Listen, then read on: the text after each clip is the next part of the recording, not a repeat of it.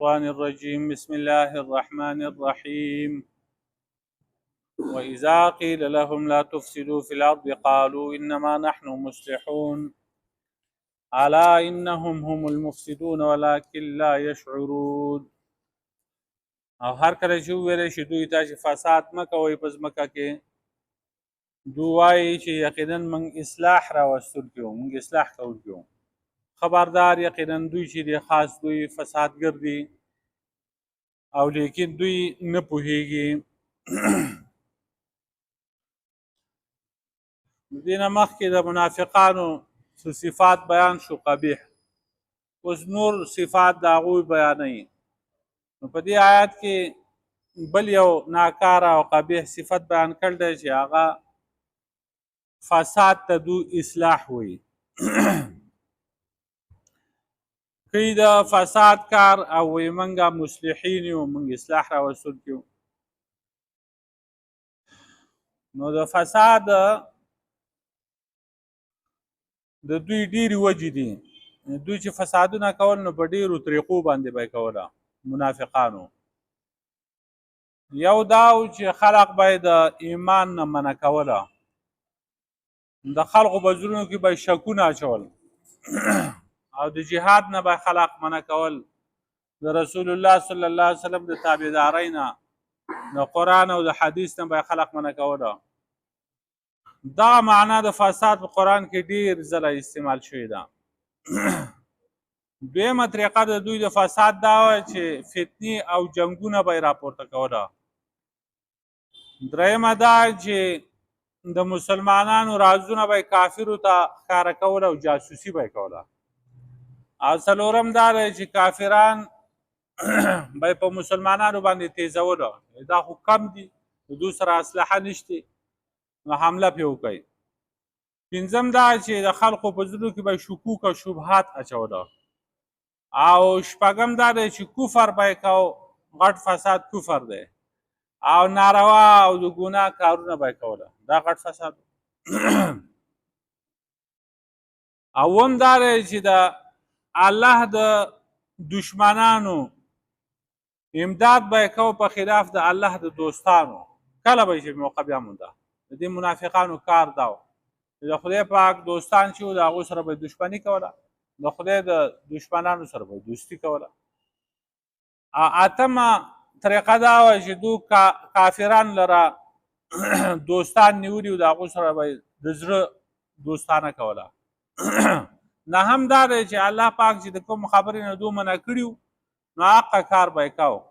کوم باندې چې الله پاک امر کړی و چې دا کوئ هغه به یې نه کو. نو دا 9 وجې شو. او لسمه وجه دا ده چې هر ضرري څیز ته هغه فساد شامل دی، چې چېرته د ضرر کار دی جو هغه فساد دی، دا به یې کوله. او چې د خیر کاري، د نفع او د فایدې کاري، هغې ته اصلاح وایي، نو د اصلاح کار باندې دو نه کو. او د دې باوجود به بیا وي چې موږ مصلحین یو، موږ اصلاح راولو. دا مسلمانان چې دي دا خو شدت پسند خلق دی، نو موږ دا بد کوو چې د خلقو په منځ کې اتفاق او اتحاد راولو، د دو سره هم کینو او د کافرو سره هم کینو. نو دا خبرې موږ د هغو ته هم کوو د دې دپاره چې د دې دینونو یووالی راشي، وحدت ادیان، دینونه په دې باندې یو شي. نن سبا هم خلق په دې باندې لګیا دي وي چې دا ټول دینونه یو شي، داسې یو نظام جوړول پکار دي چې دا ټول چې کوم دی دا یو شي، هغه که یهودي دی، که نصراني دی، که مسلمان دی، که مجوسي دی، که سیک دی، که هندو دی، دا ټول یو شي. دا ټول دا جنت خو د چا د پلار نه دی، نه په چا تنګېږي، د خدای غټ جنت دی، دا ټول دې ورته لاړ شي که نه. خو خدای وایي دو به نه ځي او دو وایي نه نه وایي ځي به، دا کافر به ځي. اوس هم داسې خلق شته هغه وایي موږ امن پسند خلق یو، امن پسنده، دا فلانې فلانې چې دی دا شرپسند دي. نو د هغه بل سړي اصلاح ته فساد وایي او خپل فساد ته هغه اصلاح وایي. اوس دلته یې ووایي چې کله چې دو ته وویلی شي چې تاسو فساد مه کوئ په ځمکه کې، نو دو وایي چې موږ اصلاح کوونکي وو. نو نهي عن المنکر چې کوم دی دا مخکې کړ دا امر بالمعروف باندې امر بالمعروف بیا وروستو دی واذا قیل لهم امنوا كما امن الناس قالوا انؤمن كما امن السفهاء کله چې دوی ته وویل شي ایمان راوړی لکه څنګه چې ایمان راوړی دی خلقو صحابه کرامو نو دوی موږ د دې کفار په شان ایمان راوړو نو هغه امر بالمعروف دی دلته وی فساد مکوئ دا نهي عن المنکر شو ناکاره کار نه منع کول شو هلته وی امنو کما امن الناس ایمان راوړی لکه څنګه چې ایمان خلق راوړی دا امر بالمعروف دی نو دا ولې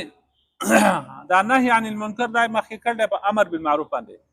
دا ځکه چې صفایي چې کوم دا تخلیه صفایي دا مخکې په تحلیه باندې په خیسه کولو باندې څوک چې ناوی سنبالي نو اولي پاکه کی کنه وی لمبي او پاکه کې صابون او دا هر څه استعمال شي خيري مریدات لاړ شي د دین وروسته بیا دا کالی ورته واچي دا نه کوي چې مخکې ورته کالی اچي بیا وروسته لمبي دا غس نه کوي خلک اول ته د اخري مری لري اول وش دا فساد مکوي فساد مساد چې دفع شنو بخبره بیا ایمان مضبوط شي اره بیا ایمان مضبوطيږي بل خبردار چې دلته وی چې واذا قيل لهم کله چې ویل شي دوی ته ویل شي نو د دې فاعل د ذکر کړی چې څوک ورته وایي چې فساد مکوئ نو په دې کې اشاره دی ته ده چې هر څوک چې ولا دعوت ورکړي عموم ده پکې هر څوک چې ولا دعوت ورکړي چې تاسو فساد مکوئ